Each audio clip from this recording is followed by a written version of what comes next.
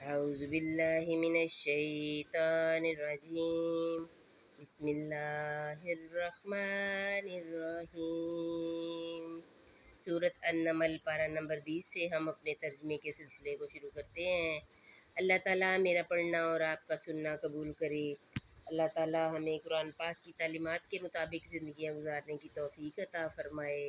اللہ تعالیٰ ہمارے بچوں کو بھی راہ راست پر لائے، ہمارے بچوں کو بھی آیات کی سمجھ عطا کرے۔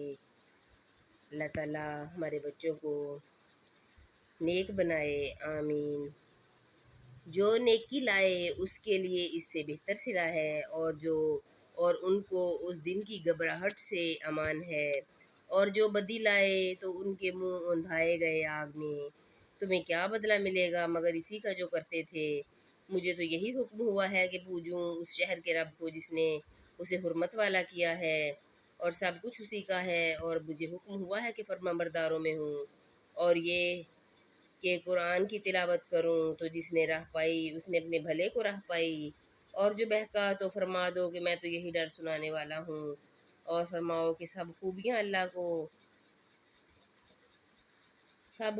اللہ کے لیے ہیں۔ ان قریب وہ تمہیں اپنی نشانیاں دکھائے گا تو انہیں پہچان لوگے، اور اے محبوب تمہارا رب غافل نہیں، اے لوگو تمہارے اعمال سے۔ یہ آیتیں ہیں روشن کتاب کی، ہم تم پر پڑھیں موسیٰ اور فرعون کی سچی خبر۔ ان لوگوں کے لیے جو ایمان رکھتے ہیں، بے شک فرعون نے زمین میں غلبہ پایا تھا اور اس کے لوگوں کو اپنا تابع بنایا۔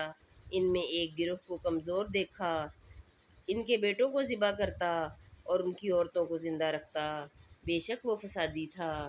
اور ہم چاہتے تھے کہ ان کمزوروں پر احسان فرمائیں اور ان کو پیشوا بنائیں، اور ان کے ملک و مال کا انہی کو وارث بنائیں، اور انہیں زمین میں قبضہ دیں، اور فرعون اور حامان اور ان کے لشکروں کو وہی دکھا دیں جس کا انہیں ان کی طرف سے خطرہ ہے۔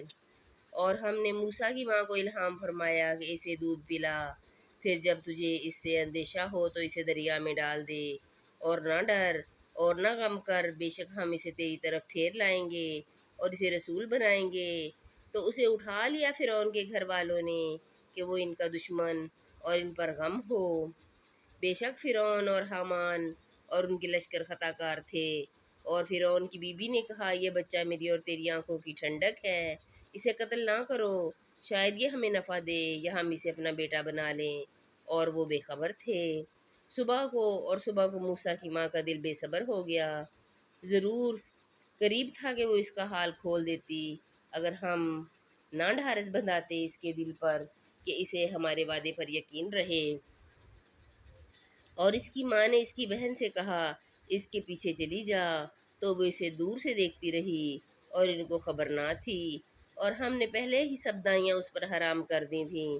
تو بولی، کیا میں تمہیں بتا دوں ایسے گھر والے کہ تمہارے اس بچے کو پال دیں اور وہ اس کے خیر خواہ ہیں۔ تو ہم نے اسے اس کی ماں کی طرف پھیرا کہ ماں کی آنکھ ٹھنڈی ہو اور غم نہ کھائے، اور جان لے کہ اللہ کا وعدہ سچا ہے، لیکن اکثر لوگ نہیں جانتے۔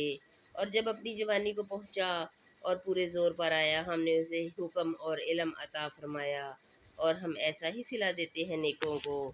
اور اس شہر میں داخل ہوا جس وقت شہر والے دوپہر کے خواب میں بے خبر تھے، تو اس میں دو مرد لڑتے پائے، ایک موسیٰ کے گروہ سے تھا اور دوسرا اس کے دشمنوں سے۔ تو وہ جو اس کے گروہ سے تھا، اس نے موسیٰ سے مدد مانگی اس پر جو اس کے دشمنوں سے تھا۔ تو موسیٰ نے اس کو گھونسا مارا تو اس کا کام تمام کر دیا، کہا یہ کام شیطان کی طرف سے ہوا، بے شک وہ دشمن ہے کھلا گمراہ کرنے والا۔ عرض کیا، میرے رب میں نے اپنی جان پر زیادتی کی تو مجھے بخش دے، تو رب نے اسے بخش دیا، بے شک وہی بخشنے والا مہربان ہے۔ عرض کیا، میرے رب جیسا تو نے مجھ پر احسان کیا تو اب ہرگز میں مجرموں کا مددگار نہ ہوں گا۔ تو صبح کی اس شہر میں ڈرتے ہوئے اس انتظار میں کہ کیا ہوتا ہے، جبھی دیکھا کہ وہ جس نے کل اس سے مدد چاہی تھی فریاد کر رہا ہے۔ موسیٰ نے اس سے فرمایا، بے شک تو کھلا گمراہ ہے۔ تو جب موسیٰ نے چاہا کہ اس پر گرفت کرے جو ان دونوں کا دشمن ہے، بولا، وہ بولا ہے موسیٰ کیا تم مجھے ویسا ہی قتل کرنا چاہتے ہو جیسا تم نے کل ایک شخص کو قتل کر دیا؟ تو تم یہی چاہتے ہو کہ زمین میں سخت گیر بنو اور اصلاح کرنا نہیں چاہتے؟ اور شہر کے پرلے کنارے سے ایک شخص دوڑتا آیا، کہا ہے موسیٰ بے شک دربار والے آپ کے قتل کا مشورہ کر رہے ہیں تو نکل جائیے، میں آپ کا خیر خواہ ہوں۔ تو اس شہر سے نکلا ڈرتا ہوا اس انتظار میں کہ اب کیا ہوتا ہے۔ عرض کیا میرے رب مجھے ستمگاروں سے بچا لے۔ اور جب مدین کی طرف متوجہ ہوا، کہا قریب ہے کہ میرا رب مجھے سیدھی راہ بتائے۔